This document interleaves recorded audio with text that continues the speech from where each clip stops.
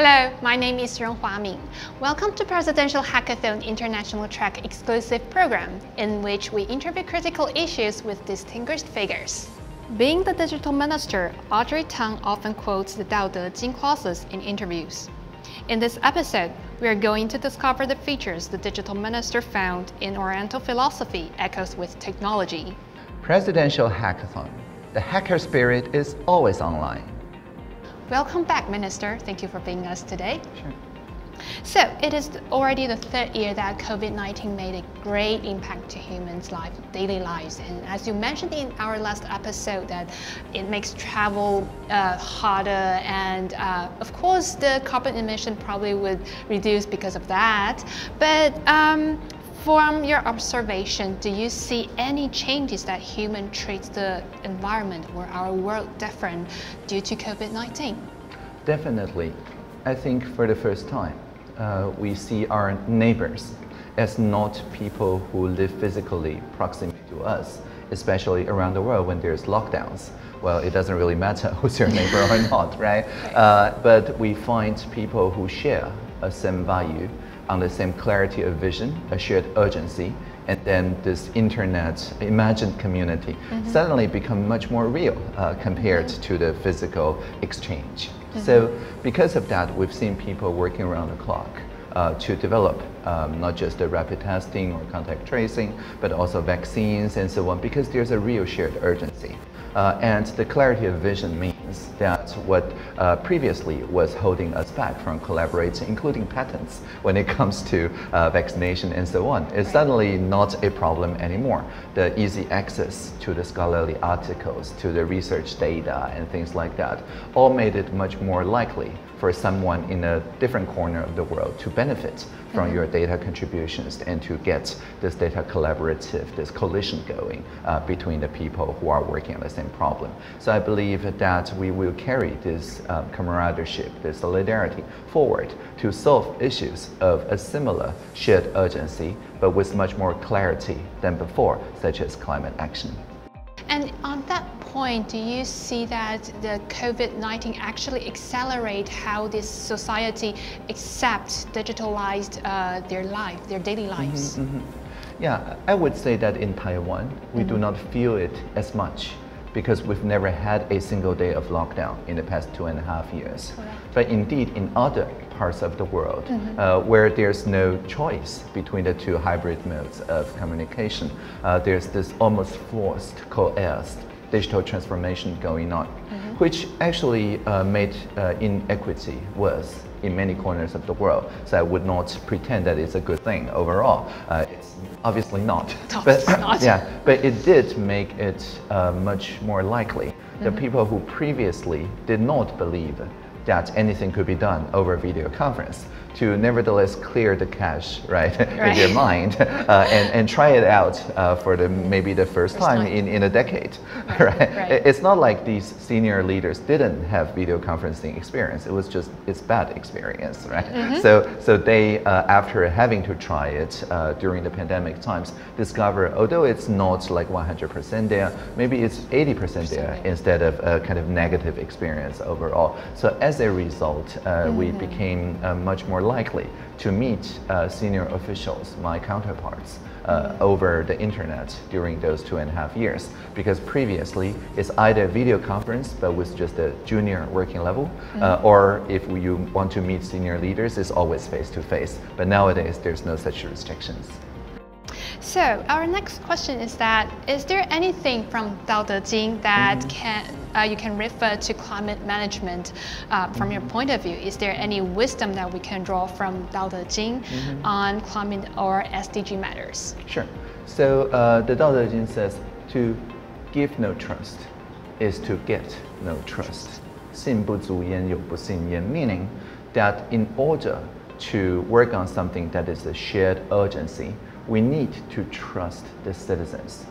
We need to trust the next generation, the young people, who care probably on average more than our generation, and who is not constrained by the old way of thinking, of the business as usual and so on.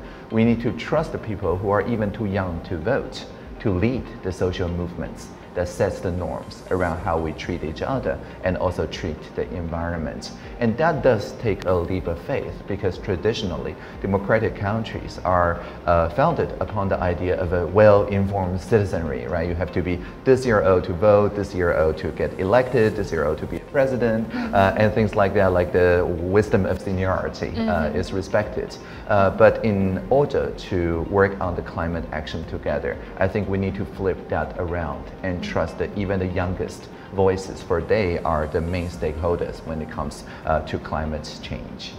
So would you say that the top-down coercion kind of collapsed after COVID-19 and the digitalization? Not at all, not uniformly at least. There are the jurisdictions that work on reinforcing digital authoritarianism using COVID as a excuse, well, as a reason anyway, as a rationale to rationalize social control through digital means, right? So there was recently this incident that the 健康码, the health code, the QR code that restricts infected people from traveling, suddenly in some nearby jurisdiction get repurposed so that people who work on civil society petitions are suddenly forbidden from traveling or using public transportation.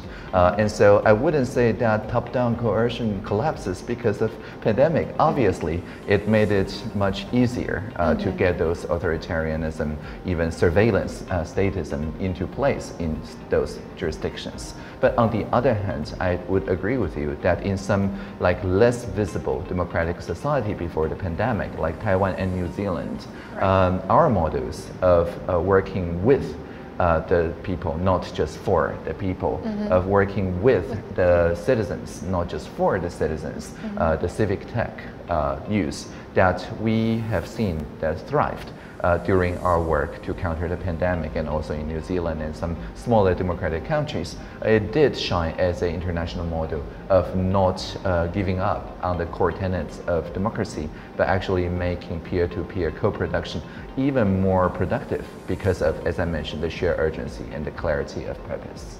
So, among other major Oriental philosophies, do you find Taoist theory matches the intrinsic value of civic hackers or civic hackathon the most? I think the ideas of presidential hackathon is ultimately that of a plural one.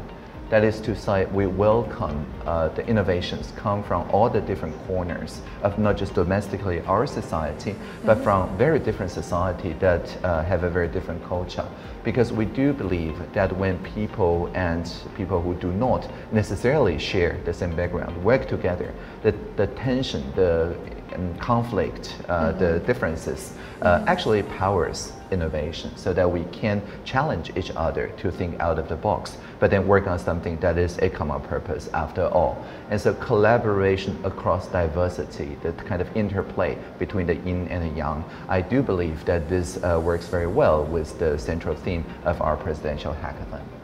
So our next question is, what else do you think Taoism can inspire humans to live within nature or on climate? Sure. So there's a saying that 道法自然, the Tao itself follows the nature.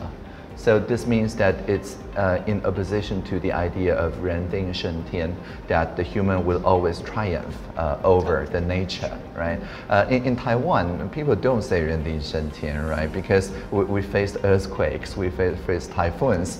We wouldn't say that, oh, let's just geoengineer typhoons away. It seems rather difficult to do that, right? Very challenging. But in other jurisdictions, when the natural disasters are not this much part of the daily life, really there could be a kind of hubris that it's like we can industrialize and control nature and so on, which dominated the discussions of most of the industrialization in the previous centuries.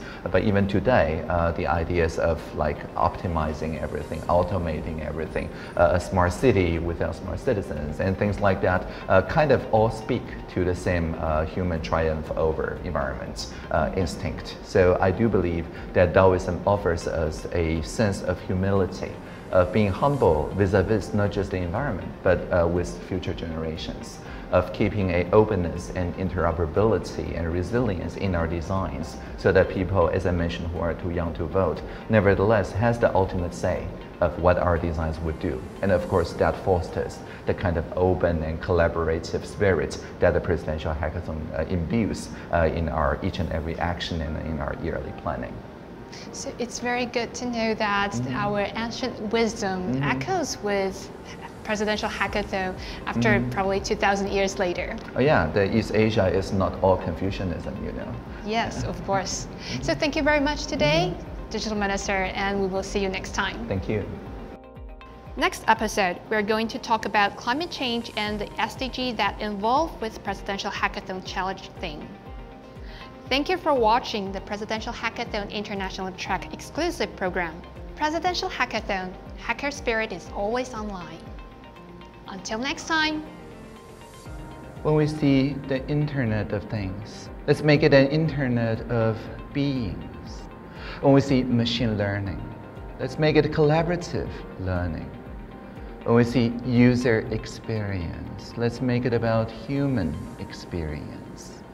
And whenever we hear that a singularity is near, well, let's always remember the plurality is here.